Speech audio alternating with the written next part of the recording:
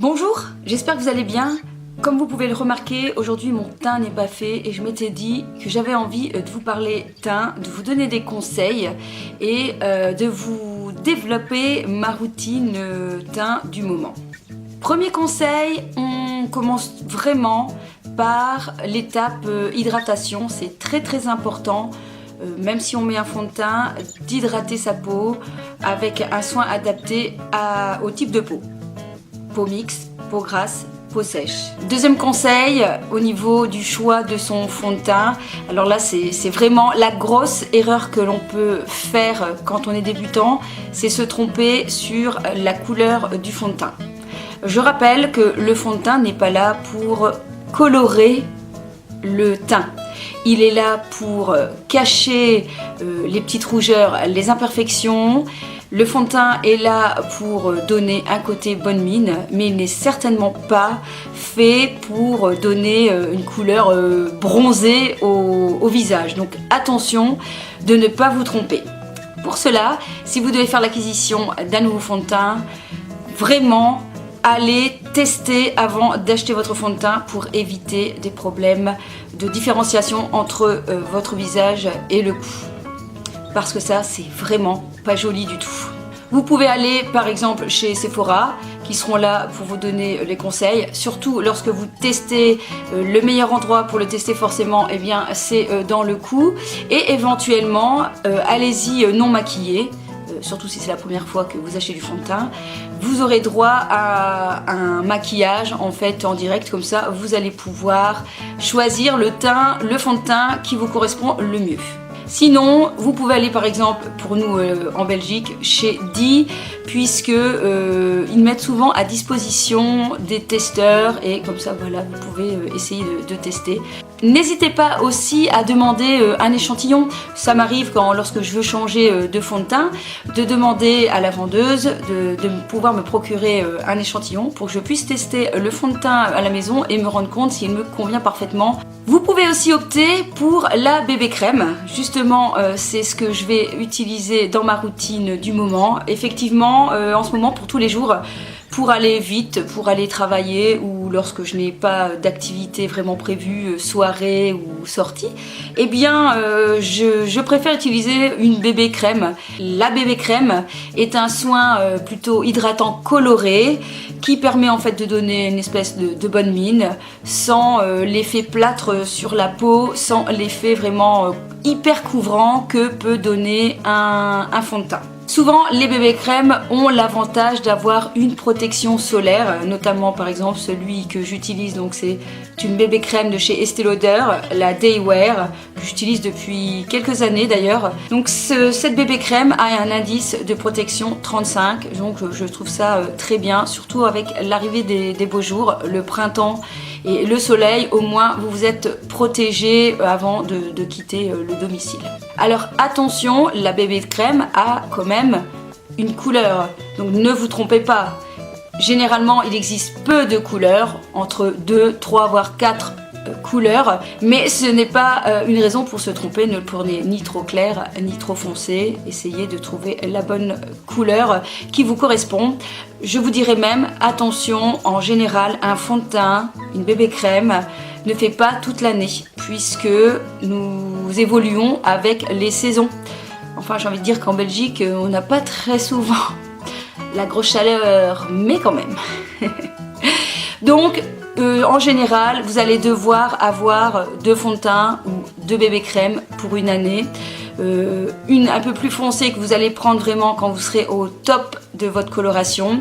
Et j'ai envie de dire, une autre que vous allez prendre au top de votre blancheur. Et puis entre les deux, eh bien, vous devrez probablement mixer les 2 fonds de teint ou les 2 bébés crèmes pour essayer d'obtenir le teint parfait au moment voulu. La bébé crème, vous pouvez utiliser un beauty blender, le pinceau ou les mains. Honnêtement, puisque je choisis l'option rapide, je le fais tout simplement avec les mains. Je fais en sorte de bien étaler le fond de teint partout et surtout de bien l'étirer jusque bien en dessous du menton et bien vers les oreilles et le front. Je fais bien attention au niveau du nez et entre les sourcils, j'ai envie de dire, vraiment pour éviter l'effet masque, pour être sûr d'avoir bien appliqué sa bébé crème ou son fond de teint.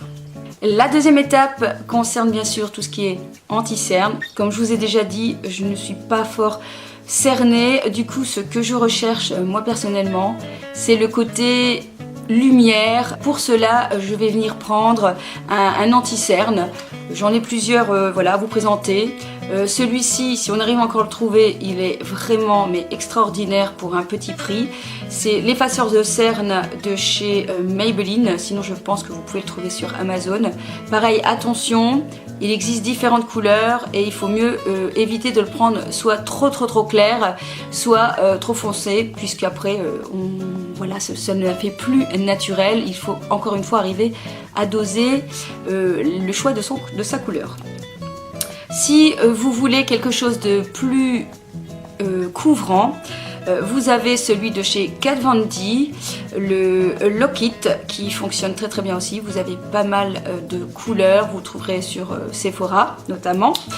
Ensuite, vous pouvez aussi utiliser la touche lumière. Donc la touche lumière, ce n'est pas du tout couvrant, c'est juste pour apporter donc la lumière sous le regard. Donc on vient l'appliquer vraiment en quelques points. Moi je ne mets que quelques points puisque je n'ai pas grand chose à camoufler. Puis avec le Beauty Blender, je viens estomper bien juste du coin interne de l'œil en dessous jusqu'au ras de cils de l'autre côté. Donc je fais comme un arc de cercle. De temps en temps, je peux venir aussi l'appliquer sur le reste de mon éponge, sur le nez, parfois un peu le front ou le menton. En fait, ce sont des touches de lumière, des choses que l'on veut mettre en valeur. Ensuite, je viens poudrer le tout pour faire tenir le plus possible le teint et mon anti-cerne. Pour cela, vous pouvez utiliser soit une poudre libre. Je vous recommande, si vous avez la possibilité de vous procurer, c'est celle de chez Make Up For Ever qui est vraiment sublime. Donc c'est une poudre qui est blanche, mais n'ayez pas de soucis, ça ne laisse pas, voilà, on ne devient pas tout blanc en venant mettre cette poudre. Et ce qui est sympa, c'est qu'il y a un petit coussinet, du coup on évite d'en mettre partout et de trop. Souvent ce que je fais, c'est que j'utilise l'autre côté de ma Beauty Blender et je viens donc d'abord tapoter sur les cernes. Donc là on tapote, on vient pas trop balayer parce que sinon on retire tout, donc on vient tapoter. Puis avec un pinceau, un gros pinceau, je viens en mettre partout sur le visage.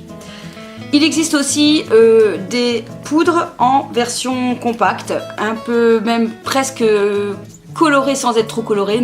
Encore une fois, ce n'est pas pour colorer le teint, tout ceci c'est vraiment pour fixer le teint, de chez Kiko. Ça voilà, c'est comme vous voulez, il n'y en a pas un mieux que l'autre, je ne vous recommande pas plus l'un que l'autre, voilà, selon affaire de goût. Deuxième étape, cette fois-ci on va commencer à apporter de la couleur sur son visage en réchauffant le teint, donc notamment donc le front, au niveau voilà, de la joue par ici, et si on veut on peut aussi travailler sur la mâchoire. Et du coup eh bien vous avez donc ce genre de produit. Donc ici c'est un de chez MAC que j'apprécie beaucoup, pareil, que j'avais eu en vente, qui est très bien, et je vais utiliser un gros pinceau bien diffuseur pour venir vraiment balayer. Donc je ne fais pas de contouring, je ne trace pas, c'est juste que je viens réchauffer le teint pour qu'il ne soit pas comme ça tout uniforme, entre guillemets, sans de jolies couleurs.